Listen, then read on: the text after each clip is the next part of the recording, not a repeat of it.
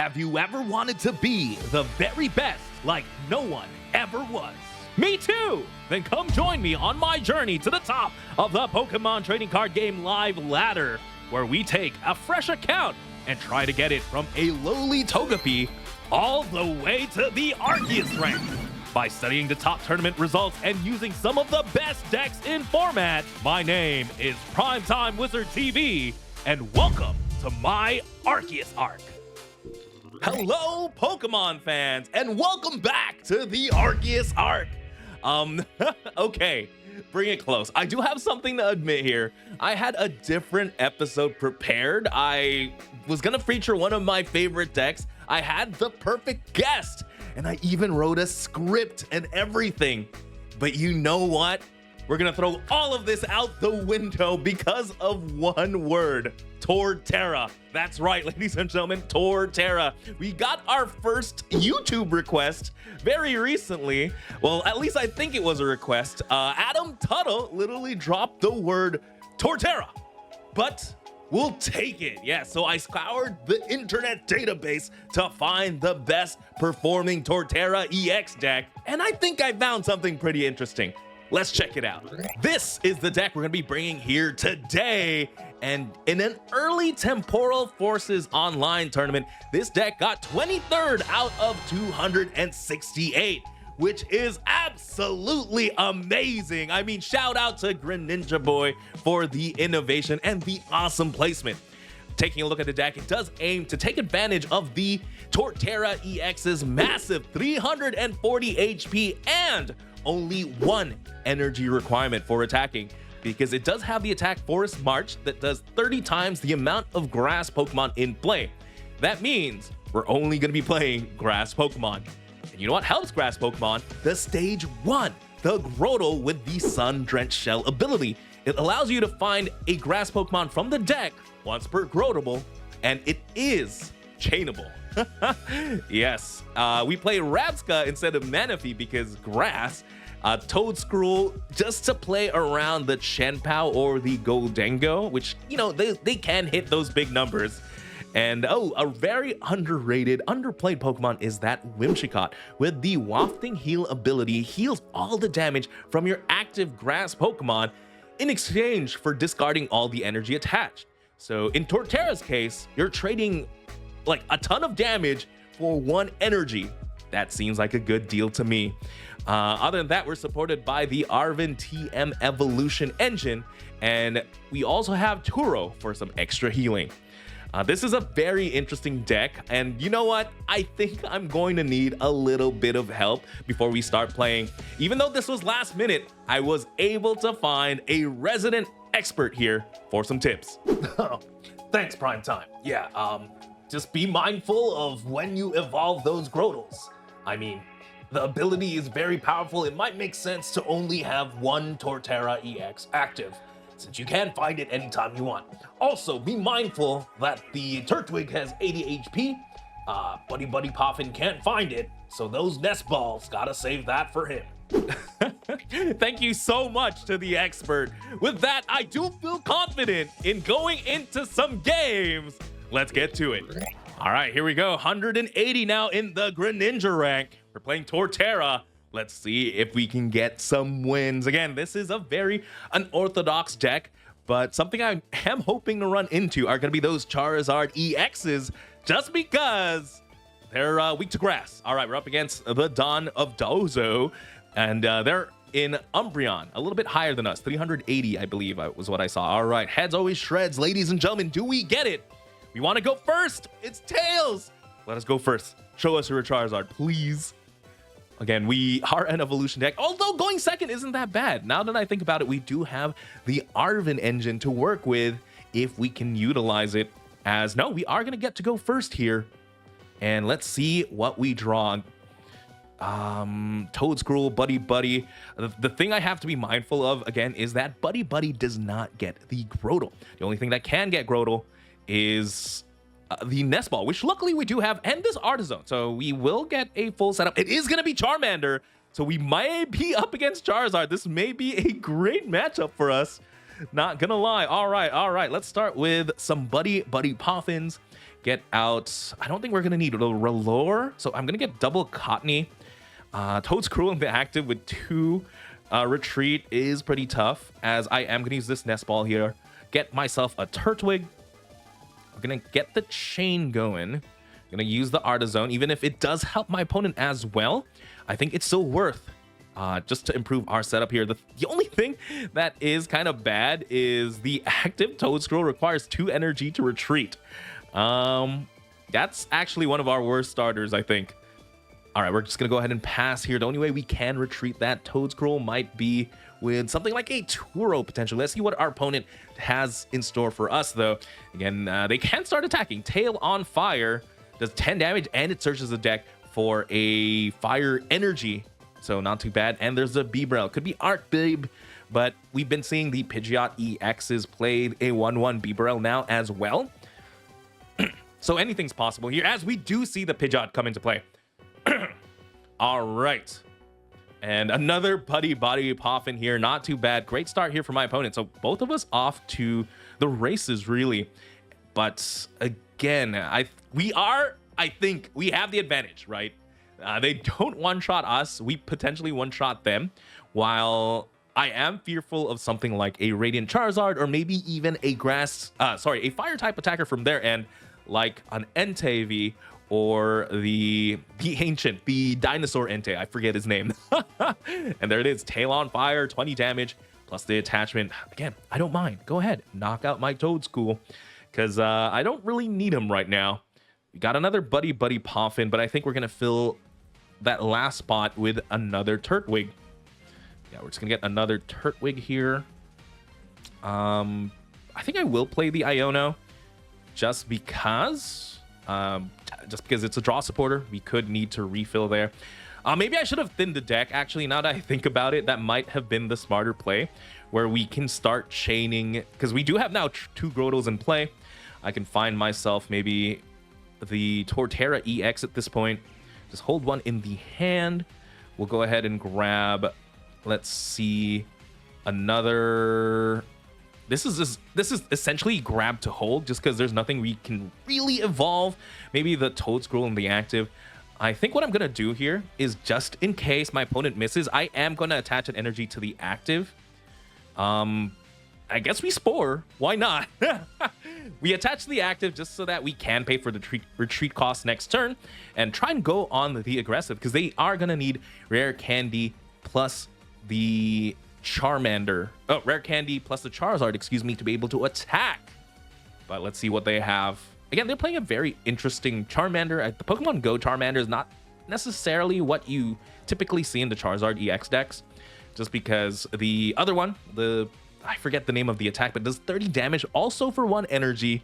And you don't really need the energy acceleration, just because, you know, Charizard EX accelerates energy themselves. So it might be something to keep track of here. Maybe they're playing the other Charizard, the actual fire type, which would be problematic if they're really needing these energy acceleration Charmanders here, as they do have the Rare Candy Pidgeot to work with, able to find anything they want from the deck. It's gonna be the Charmeleon. Charmeleon actually can knock out our Toedscruel, excuse me, which is a little bit annoying, but we'll take it. Oh, so that energy acceleration actually came into play, because right now all they're gonna do is combustion for 50, and is gonna force us to go into the odd prizing. Ooh, what was the grab there? That was a tool plus the Rare Candy. Looks like they do have the Rare Candy plus the Charizard at the very least. And something we could do is literally knock out the Charizard EX. Play the Candy. I don't know what they grabbed off the Arven, unfortunately. Excuse me. Big Air Balloon? What does this do? Stage 2 Pokemon have no retreat. Okay, so this is now their pivot. Not too bad. But, I mean, Pidgeot EX was already the pivot, as they go ahead and use Combustion. Alrighty. What is the game plan here? We have an Arven to work with. We have a bunch of Grotle, so something we are lacking is possibly energy for the upcoming turns. Pal Pad's not too bad. Would love to see. In any case, let's go ahead and use all the Sun-Drenched shells. Why not? Let's go grab all the Whimsicott, all the evolution Pokemon, because the Artazon can grab us the basic at the very least. We'll grab a Torterra. And for the last one, maybe another Whimsicott. This might be where I should go through the deck at the very least here. We had a switch, so that's something we could have used as well. Counter Catcher is going to be what I'm eyeing up here. Just go ahead and knock out a Charizard, but I believe we do need a full bench to knock out a Charizard EX. But we do have actually the Maximum Belt too, so we had the knockout no matter what. As I am going to evolve here to the Torterra EX, 340 HP, 180 damage, not too bad. We'll go Arven, find ourselves the Counter Catcher, excuse me, plus the TM Evolution, just to discard, as I am going to go on the aggressive here. Counter Catcher up the Charizard EX. I want to go for the 2-2-2 line here, as I go ahead and Forest March here for the knockout. I'm thinking about using the Pal Pad. We could use a Pal Pad. We do want to top deck into some supporters here. Something we're lacking is another energy, so that could be very, very scary indeed, as we do 360 damage there for the knockout. Not too bad. We're 2 Charizard EX knockouts away from winning, but again, what my opponent can do is they could start attacking with like Radiant Charizard eventually, but let's see what they opt to do here. They could attack with the Charmeleon by itself, just because they don't necessarily get the one-hit knockout, right? They can do 100 damage here, which isn't too bad. I'd love to heal it, but it's going to be risky. It's going to be a risky heal if I use the Whimsicott and then Iono try to find a grass energy. If I whiff, we're essentially wasting a turn, as we do see the Radiant Charizard hit the field. Uh-oh. They could evolve into Charizard EX. Magma Basin as well. Oh dear, oh my, 2 energy now on that Charizard. If they evolve into the Charizard EX, they can accelerate energy onto this guy. Oh no. This just shows the power of Charizard, really. Okay, now I don't even really want to heal it. I'm just going to leave it at 100. Excuse me. I'm going to leave it at 100 there. We're going to use the Sun-Drenched Shell here. Just going to grab a Rabsca. This is me just thinning the deck. I could go for a boss, but I don't have boss at the moment. Yeah, this is us just thinning the deck. I am very scared of something like an Iono potentially. Yeah, we'll grab that. I could heal, but I feel like we are going to get knocked out next turn. So I will just Arven here, just prepare for the worst. Grab ourselves the Earthen Vessel and another tool. Again, Earthen Vessel, a great way. Again, we don't need that much, right? All we really asked for this turn was an energy attachment, and I will get it here, as I will energy attach to the Grotle. I will Technical Machine Evolution. Doesn't even matter. We'll put it there. And we are just going to attack here. Going to go ahead and do Forest March for 180 damage. Take a knockout on the Charmeleon. Something that could get scary is they could go the one prize route now. Just essentially attack with the Radiant Charizard twice, right? That would be... Ooh, never mind. That's exactly what we needed. The Lost City. If they don't disrupt us, this would be great. But I do see an Iono incoming, just because Quick Search can find whatever they want from the deck. And I feel like it should be Iono. Maybe they could Quick Search for maybe Arven, get a Buddy-Buddy, or just get a Buddy-Buddy. We have a huge hand. There's no way they don't... Even Roxanne here. Roxanne actually would be ideal for them. We do have the return KO, but it's going to be the Super Rod. Please tell me they Quick Search for the Super Rod. And again, they need more Charmanders in play. I'd love to send this Radiant Charizard to the Lost Zone. It is the... it's a stipulation, right? Radiant Charizard, you can only have 1 Radiant Pokemon in the deck. And we can utilize cards like Lost City to take advantage of that requirement, as it is just gonna be Combustion Blast for the knockout here on our Torterra. All right, not too bad. We are gonna promote the Grotle. We have another energy. This is great. We have a Rellor, not the greatest. Oh, no, we got another Arven. That's great. So I'm gonna use there's only three prizes left, so in theory I don't really get another Torterra. So I don't mind just doing this. We'll go Grotle. I don't think there's literally There's literally no more Pokemon. Oh, there is 2. There's literally 2. We'll grab them out of the deck. Here.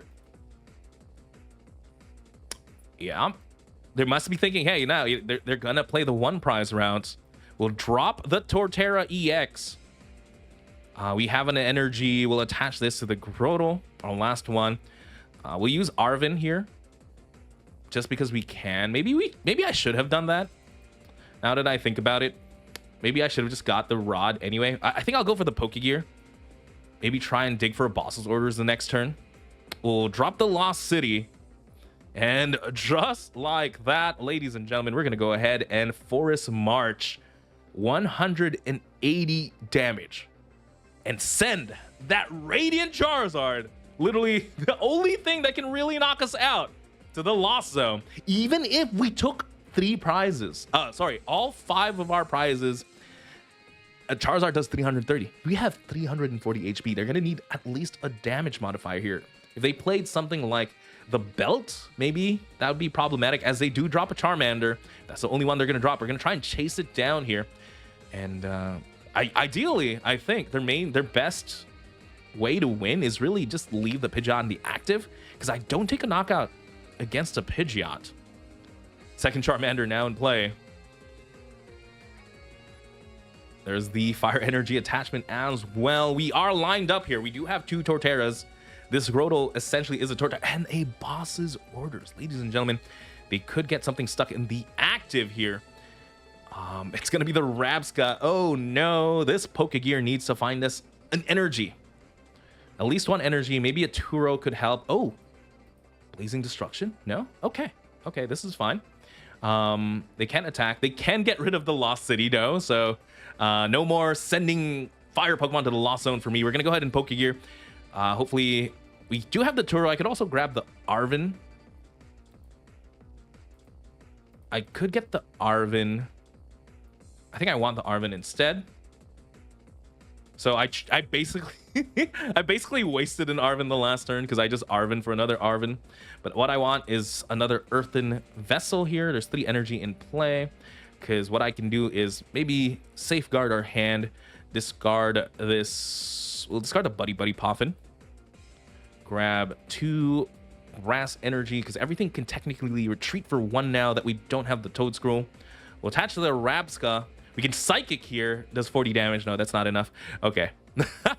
Want it to be cool, but this is fine. We're just going to go ahead and go here. I'll attach the Max Belt. I don't want to draw into that anymore.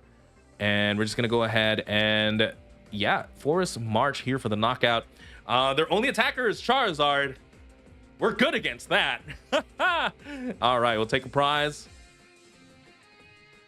And, yeah, I think things are looking good. We should be able to win from here. I can't foresee a way for them to win. Unfortunately, we weren't able to utilize the Whimsicott, because we were just, you know, in range of getting 1-shot from the Charizard, so there was no need for me to really heal. But it would have been cool, right? If we were fighting each other with Charizard EXs, they hit first into our Torterra, we would have healed an entire turn out. And right now, again, their best attacker is Pidgeot. They could Rare Candy Charizard Pidgeot, hit, and then potentially knock out afterwards. Because again, 330. That's their damage cap. We have 340 HP. That's kind of crazy. You have more than enough firepower to knock out a Charizard EX too. And hey, you know, this might be just a good meta counter, as it is just going to be a quick search for a Charmeleon. Not the greatest. We don't have the boss in hand, so we are gonna just essentially hit into the Pidgeot for 230. Magma Basin hits the field. If they play another fire type Pokemon, that could be problematic, as Magma Basin just goes ahead, powers up another Charmeleon. Might just be a pass. There's no attacker in sight. It's gonna be another boss's orders, but that's why we grab the Grass Energy. Should be mindful of how many they have left, but they are going to grab the Rabsca here. If I could top deck into a boss's orders, we do win the game right here, right now, unless they retreat the Pidgeot, which I wouldn't mind at all. No, they are going to leave the Pidgeot in the active, And we do get a Pokégear. Top deck. Here we go, ladies and gentlemen. Can we get the boss's orders? No, we cannot. That's fine. This is okay. We'll get the Arven. We'll use Arven to grab the switch at this point. Do we even have a boss? We do have the boss in deck. So we had a pretty good odds there, but we'll just grab the switch here. As we are just going to hit with the Torterra, 230 damage. And now there's nothing. There's nothing they can leave in the active that can take a Torterra hit. That could be like one of the downsides of this deck here is just, you know, we are capped at 230 damage with the belt, mind you, with our A spec being the belt. So we do cap at 180, which is not that great, but ideally you get multiple attacks off with a Torterra, and nothing really survives really 180 plus 180 in this format. So if you think of it that way, it could be good. And if you get 2 or 3 attacks off the Torterra, thanks to like Whimsicott, and it's just 1 energy attachment, and your stage 1, importantly, supports the entire archetype, I think that's good. That's the reason why Gardevoir EX is good, because Gardevoir EX has a stage 1 that supports the archetype. It is a draw engine, plus the Gardevoir EX itself is good. And that's why the Dragapult actually from the next set is going to be great as well. It has a very usable stage 1. And that might be like the key to these big stage 2 Pokemon being great. Unfortunately, Charmeleon's not that good, but 330 HP. Okay, I'm just going to do this for fun. Don't get mad at me, opponent. Just because it is very cool to heal 330 HP. We're doing it for the YouTube here. 330 HP heal. This is bad manners though, chat. Don't do that. We are going to go ahead and force march for the knockout. I just wanted to use the Whimsicott. Don't judge me. The biggest Whimsicott heal there. Take the last prize. And chat, we just beat the best deck in format. And that was Torterra EX. Again, it did get us 1 win here in the Arceus Arc, bringing us all the way to 200 here in the Greninja rank. I know we only showcased 1 game, but I honestly thought that 1 game was perfect. It showcased the power of Torterra. It's good against the best deck in format. We got to show off the heal, kind of 330 heal. We got to show off the HP. 340 HP is very, very good in this format for sure. And just how fluid the deck is thanks to the Grotles as well. Again, thank you so much for the suggestion on what deck we should play. Again, leave comments down below what you want to see next. If you want to see more of this Torterra deck, we'll run it back, ladies and gentlemen. We'll do it. We have it. But yeah, with that, thank you so much for watching. We'll see you all next time.